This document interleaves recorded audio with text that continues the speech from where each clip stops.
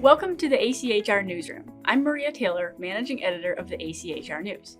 There's no shoulder season for many HVAC contractors this year. That's because they are still working through a backlog of jobs from the summer. The projects were delayed due to a lack of parts and equipment. Every sector faces supply issues right now, including the HVAC business. Some segments are hit harder than others.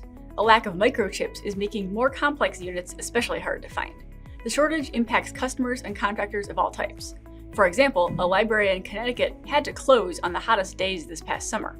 The building's air conditioning system had failed at the end of June. The city acted quickly, waiving the bid process and approving spending $137,600 to replace the system. A local contractor won the job, but couldn't get the needed parts for 12 weeks. Greg Fox, co-owner of Fox Family Heating and Cooling in Sacramento, California, said he expanded the distributors he used in an attempt to meet customers' needs. It got so bad at one point that Fox waited to send a contract to a customer until he had possession of the equipment. A couple days later, they would get back to us, and Ferguson would get back to us and say, or the same day, they would say, hey, we don't have that. It's not going to be until the end of the month. So then we would have to call Mrs. Jones back and say, like, hey, I just wanted to let you know there's this, have to go into the whole spiel, like, hey, there's equipment shortage going on, and we're not able to get that equipment until Train delivers us more at the end of the month is when they think it's going to come in. And most of the customers have been really easy with that. It seems like everybody understands. Contractors took unusual steps to navigate the shortage. Some carried extra inventory. Mark Cowden, owner of Becco Air and Heat in Arlington, Texas, took that approach. Cowden said it seemed expensive at the time, but after this summer's price hikes, it turned out to be a good investment. These moves helped many contractors make it through the summer. The winter outlook remains uncertain.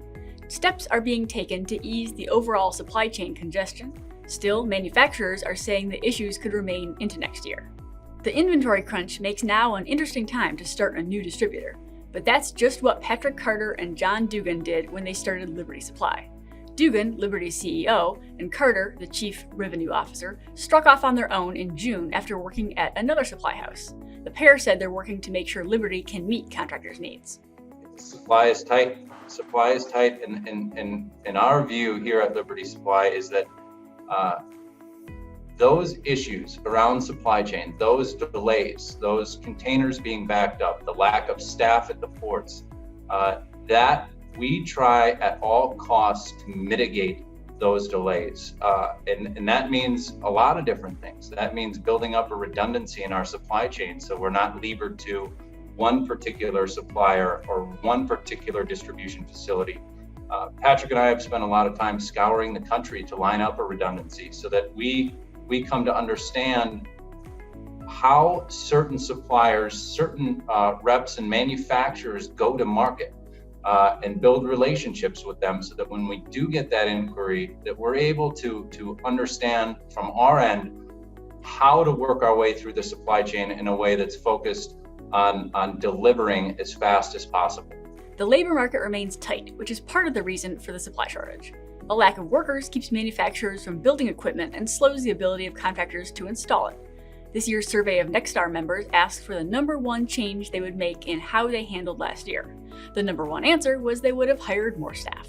The Associated General Contractors of America recently launched a Construction is Essential digital advertising campaign, along with a Culture of Care program to help members retain their newly hired workers. Many in the trades are calling on governments at all levels to spend more on vocational education. Stephen Sandher, AGC's chief executive officer, said the federal government currently spends only $1 on career training for every 6 it puts into college prep, despite the fact that only 1 in 3 jobs requires a college degree. The EPA issued its highly anticipated refrigerant allowances on October 1st. It sets the amount of hydrofluorocarbons, or HFCs, companies can produce and/or import in 2022. The allocations are only good for the calendar year, January through December. They cannot be stored or banked for the following year. Congress passed the American Innovation and Manufacturing Act last December. This gave the EPA authority to phase down HFCs to 15% of their baseline levels by 2036. EPA delivered its final rule on September 23rd, establishing the HFC production and consumption baselines from which reductions must be made.